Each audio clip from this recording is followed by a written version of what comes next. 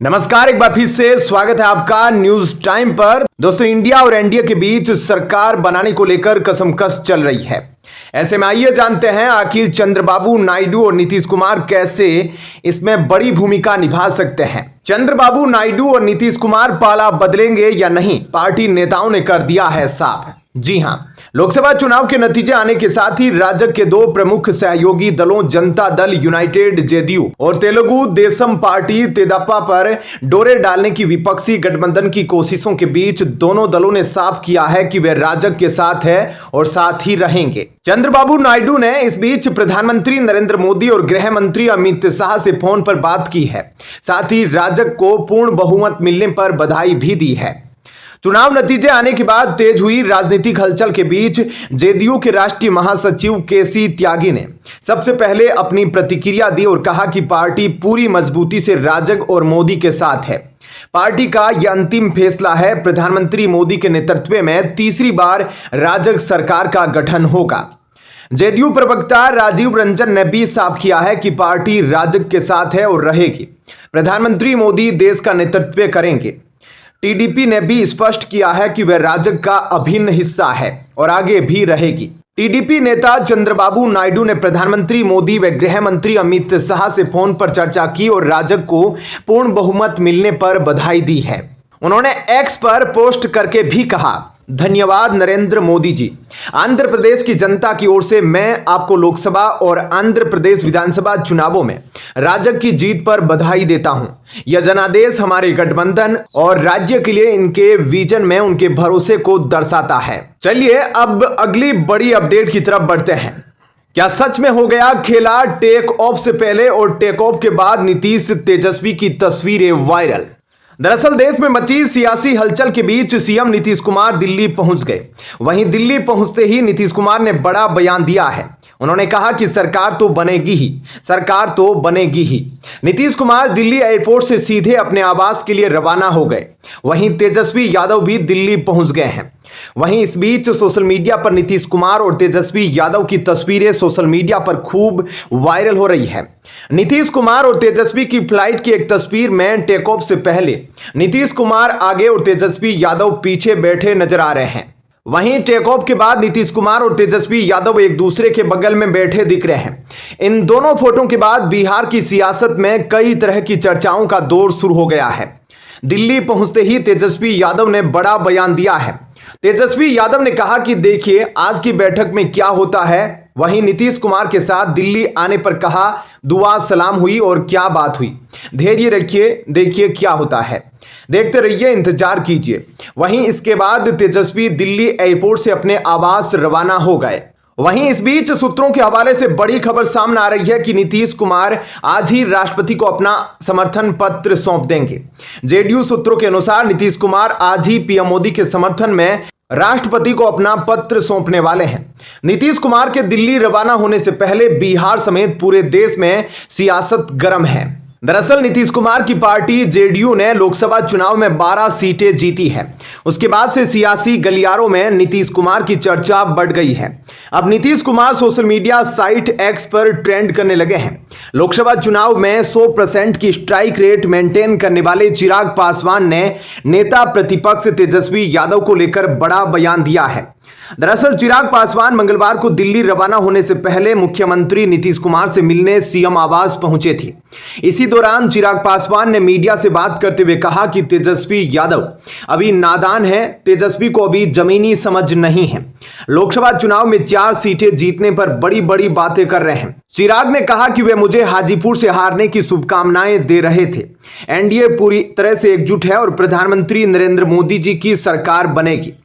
लोकसभा चुनाव परिणाम के बाद नीतीश कुमार एनडीए की बैठक में शामिल होने दिल्ली रवाना हो गए। वहीं तेजस्वी यादव भी इंडिया गठबंधन की बैठक में शामिल होने के लिए दिल्ली आ रहे हैं।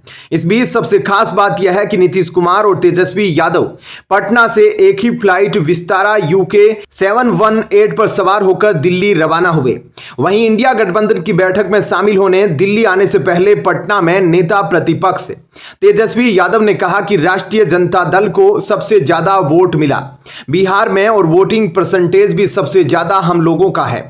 सीट में भी हम लोगों की बढ़ोतरी हुई है। आप देखिएगा कि वही मतदान का असर जो दिखा कि भाजपा जो है मेजोरिटी से बहुत दूर रह गई है।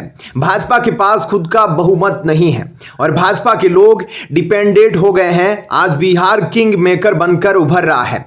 आपको बता दें कि मिली जानकारी के अनुसार नीतीश कुमार और तेजस्वी यादव सुबह 10:40 पर विस्तारा की फ्लाइट UK 718 से दिल्ली में एनडीए और इंडिया गठबंधन की बैठक में शामिल होने दिल्ली आए हैं। दरअसल लोकसभा चुनाव में परिणाम के बाद देश और बिहार की राजनीति में काफी प्रयास होने शुरू हो गए।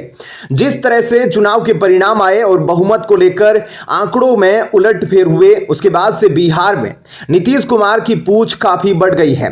कल जिस तरह से परिणाम आए और बहुमत के आंकड़े काफी कम हैं, उसके बाद नीतीश कुमार पर विपक्षी डोरे डाल रहे हैं और उप प्रधानमंत्री बनाने तक की बात उठाने लगे हैं। बिहार में एनडीए को शाहबाद से लेकर औरंगाबाद तक जोरदार झटका लगा।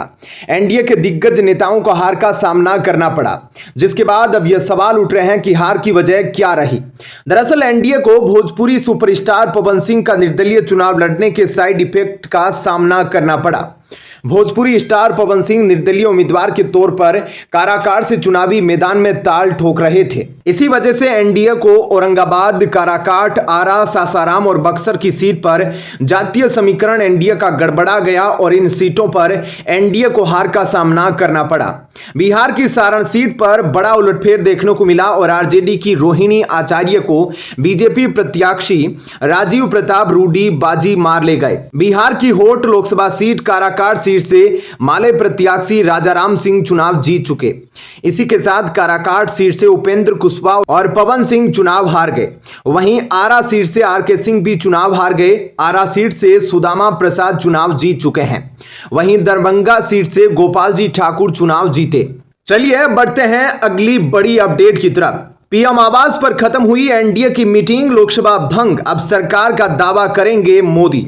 लोकसभा चुनाव 2024 के नतीजे आ चुके हैं। जनता ने इस बार किसी भी पार्टी को जनादेश नहीं दिया। पिछले 2 बार से सत्ता के सीट्स पर बैठी भाजपा को इस बार पूर्ण बहुमत नहीं मिला। भाजपा को 240 सीटें मिली, जो 2019 से 63 कम है। अब भाजपा को ऐसी स्थिति में अब अपने गठबंधन के साथियों की तरफ देखना पड़ेगा। भाजपा कार्यालय के बाहर भी जब पीएम मोदी भाषण देने आए तो वहां भी एनडीए को बधाई की बात लिखी हुई थी। एक बार फिर से क्षेत्रीय पार्टियां सत्ता के केंद्र में आ गई हैं। प्रधानमंत्री मोदी और गृह मंत्री अमित शाह दिल्ली में नीतीश कुमार से मिलेंगे। वहीं आंध्र प्रदेश से चंद्रबाबू नायडू के भी दिल्ली आने की बातें सामने आ रही है। ये दोनों ही भाजपा और कांग्रेस के साथ सरकार में रह चुके हैं। नीतीश कुमार तो इंडिया गठबंधन बनाए जाने के सूत्रधार ही रहे हैं। जेडीयू के प्रवक्ता केसी त्यागी ने कहा कि हम एनडीए में ही रहेंगे। सरकार बनाने की कोशिश में एक तरफ एनडीए है तो दूसरी तरफ इंडिया गठबंधन। पिछले 2 चुनावों से करारी शिकस्त झेल रहे विपक्ष के लिए यह चुनाव एक संजीवनी की तरह रहा। सरकार बनाने के सवाल पर कल कांग्रेस कार्यालय में राहुल गांधी ने कहा कि हमने जो वादा किया था हम उसे निभाएंगे।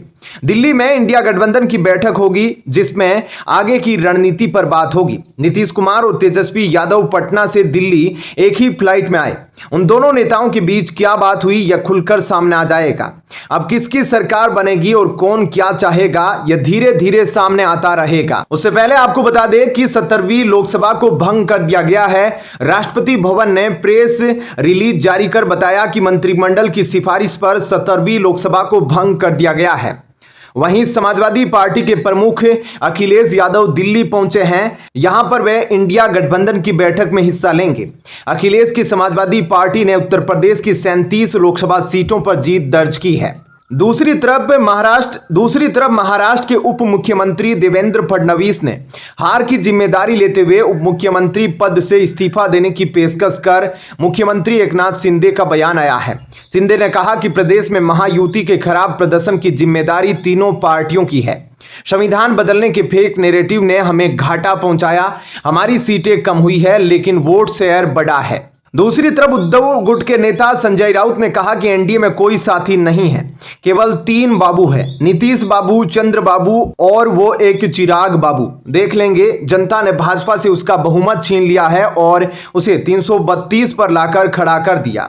ऐसे में वे जोड़ तोड़ वाली सरकार बनाने की कोशिश करेंगे। अगर उनके पास बहुमत है तो उन्हें लेने दीजिए। शपथ लोकतंत्र है, ऐसा होता है, हमारा मनोरंजन है, हम क्यों अपने मनोरंजन को छोड़े। ऐसे में क्या कहना है आपका, कमेंट सेक्शन में अपनी राय जरूर बताएं। साथ ही वीडियो को लाइक शेयर जरूर करें। धन्यवाद। जय हिंद।